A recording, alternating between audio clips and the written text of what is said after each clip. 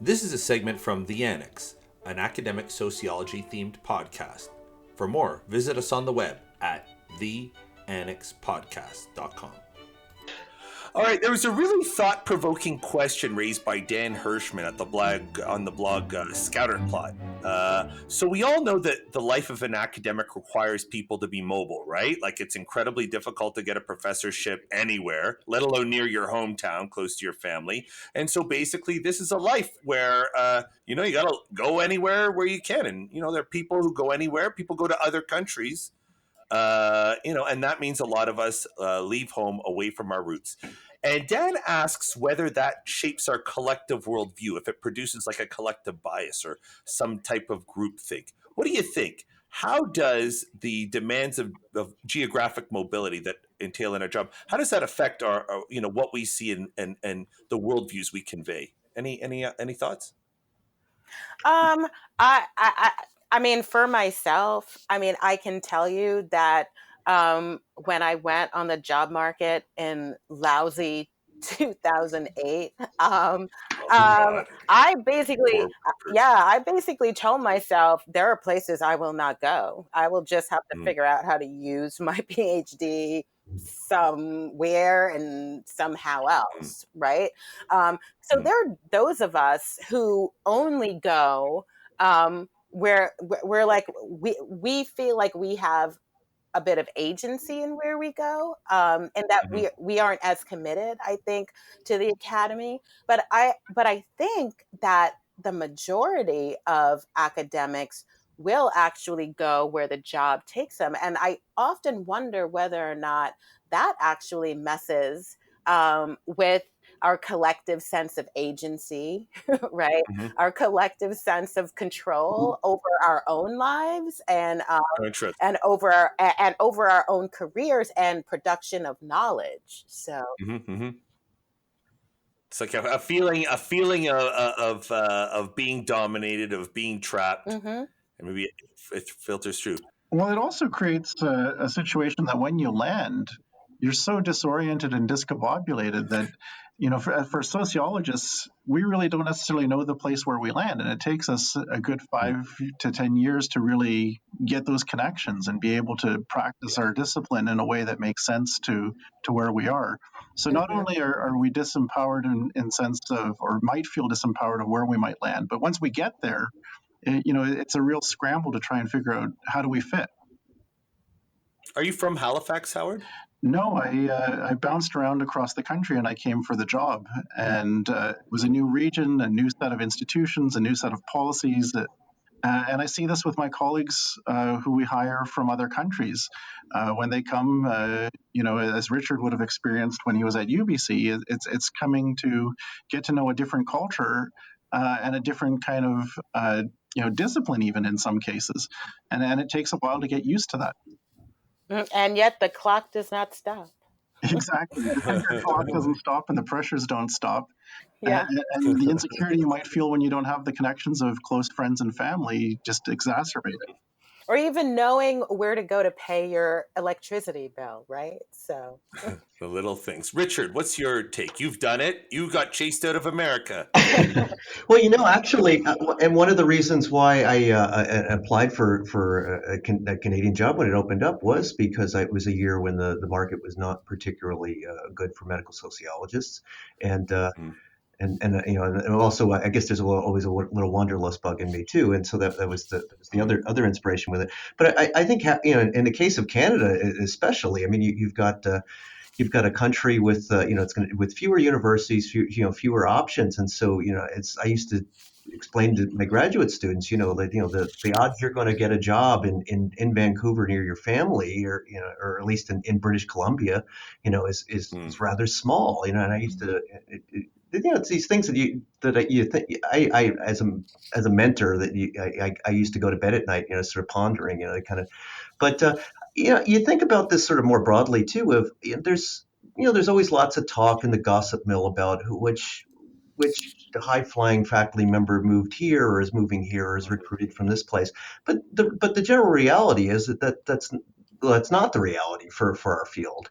And so when you think about people getting into these positions too and taking them on because for family considerations or or other sorts of reasons, we really there are many people who have much fewer options, and this is sort of where there are kind of might be sort of stuck in place, relatively speaking, and that does carry over to, I mean, it spills over to other aspects of our lives, certainly. But when you think too about workplace environment and culture and doing your job every day and the responsibility of teaching students and how how that can spill over. I Mhm. can I can only imagine in certain. I mean, I've been very fortunate, and I'm always mindful of that. That I've had opportunities that other people haven't. And I Mhm. can only imagine what that must feel like, particularly, well, even just to, you want to go on the market, even if for somebody who is looking to move. And it's not like you can immediately say you're in an environment that's not ideal for you. Maybe it's a toxic department even that you're in. Mhm. You can't pick up and move over and check out the firm next door like you could if you were an accountant. And so you've got Yeah. to wait a year and thinking how market cycles are. And so from a just more of a, I guess this is the medical sociologist me now talking, but thinking about sort of just overall sort of well-being Mhm. and how that spills over to into our family lives and our personal lives. I mean, that's a pretty substantial issue. Yeah, I mean, to your point, Richard. Yeah, I mean, you can feel trapped, right? And in Mhm. many ways, like like academia is kind of a trap, right? Unless you can figure it out, Right. right? So there's that, but also too. I mean, I remember when I was in undergrad and I was thinking of being a professor, and one of my mentors was an economist.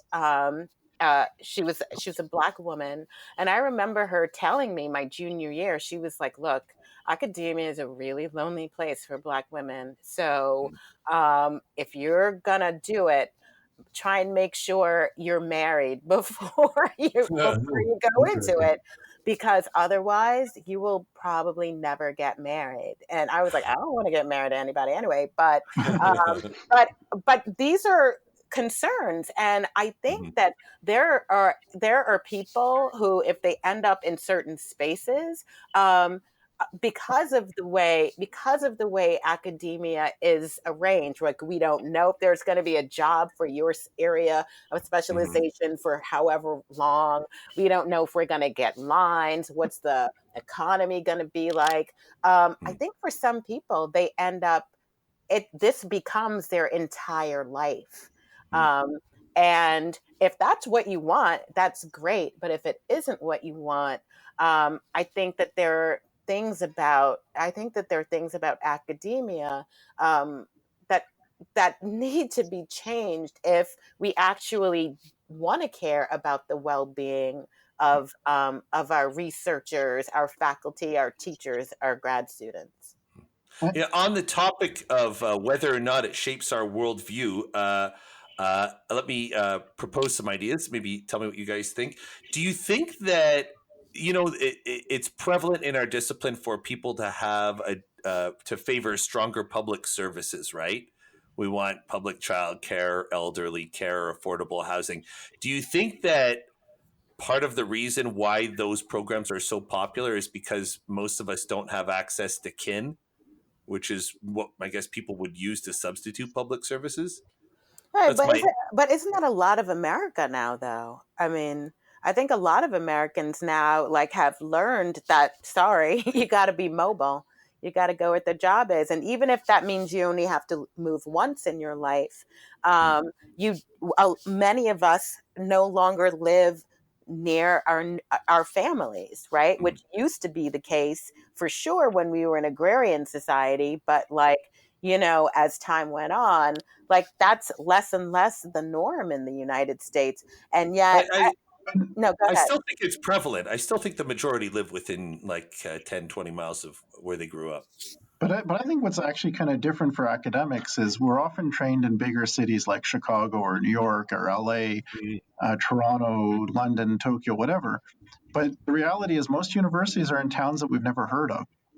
Yeah. Yeah. And if Yeah. the job market's tight, you end up in a small community, and if you're somebody who is a person of color or who's a minority or has any kind of linguistic difference, you may be the only person of your kind in that community, and it can get a very lonely very quickly. And I think that that's part of the situation that people end up facing. But at the same time, being an outsider can be a good thing in terms of how you see things, because Hmm. you can make huge contributions to communities because you're not, you're like an anthropologist. It's kind of different. You're trying to translate what you're seeing, and you offer things from outside that, if people are willing to listen, can see the things a bit differently. Very Zemelian of you. I am a sociologist. Sort of tagging on what Howard was saying too, is even just sort of our own preferences of just where we want to live.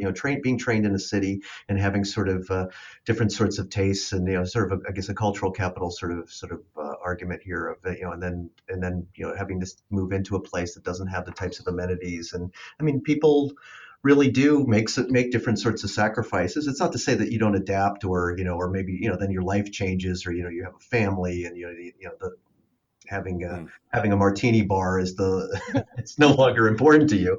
Um, Yeah. but there's no doubt about it. I mean, as academics, much more than I think than other sorts of professionals, I do think that we ultimately do have to make, or many people do have to make a lot of different sacrifices in terms of for the sake of their career, at the expense of other sorts of things we all want to do with our lives. Right? For more, visit us on the web, theannexpodcast.com.